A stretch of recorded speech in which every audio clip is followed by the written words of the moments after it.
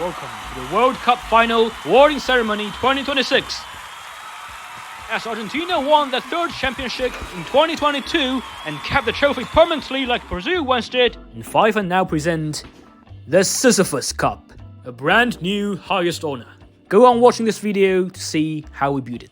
This time, we used mud to try sculpturing, getting out of our comfort zone.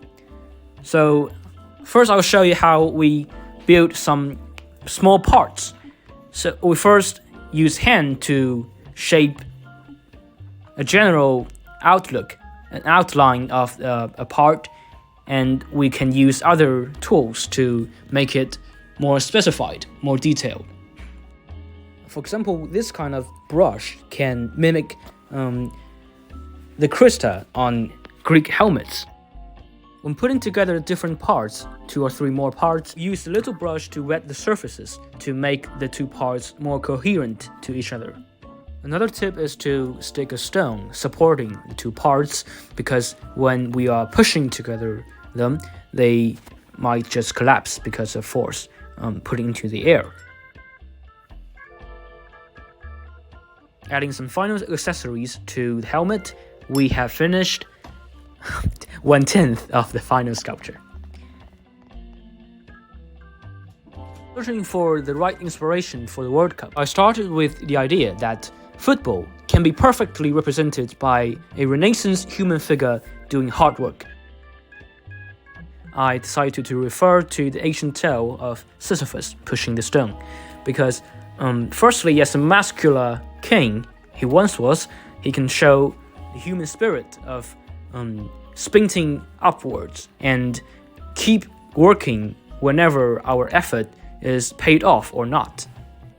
Well, I think this spirit is very crucial for playing football, because when on the field, each team is passing for numerous times, and controlling the ball doesn't mean that you can score, or even shooting at the gate cannot ensure your success. Interestingly, other details in the tale can also support this inspiration, for the sphere that Sisyphus was trying to push up can actually be specified to our globe, which resonate with the current design.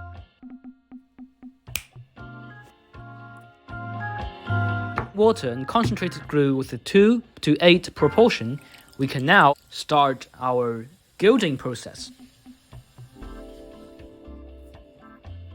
Put the glue onto the sculpture by brushing the mixture gently on the surface of different parts. Remember to spare the glue evenly on the surface in order to avoid some occasional gas trapped in the surface of the sculpture, which will make it really ugly. Great, now we've come to the most expensive stage of the whole process, the gilding of the leaves. I chose the color called like champagne silver, but whatever, just a very graceful color to show the spirit.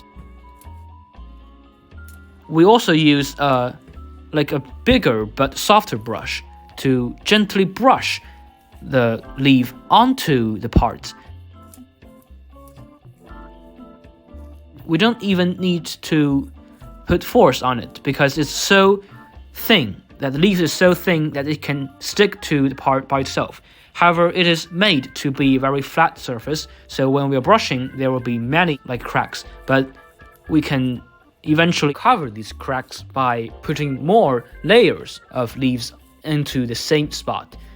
This is so expensive and luxurious, just by seeing how many little sprinkles of gold, silver falling off the parts. Well, I guess it's an unavoidable price that we should pay. Wow, the final result always makes me wow. And if you watch it close enough, you'll see that on the sphere, we actually printed out the exact shape of different continents. To quote from Camus in The Myth of Sisyphus: "From the moment absurdity is recognized, it becomes a passion the most harrowing of all.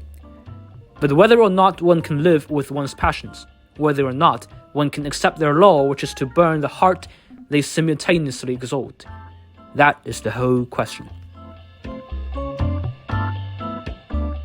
By the closure of the 2024 World Cup, I'll dedicate this new design of trophy to all players of football, the most respectful sport of all time.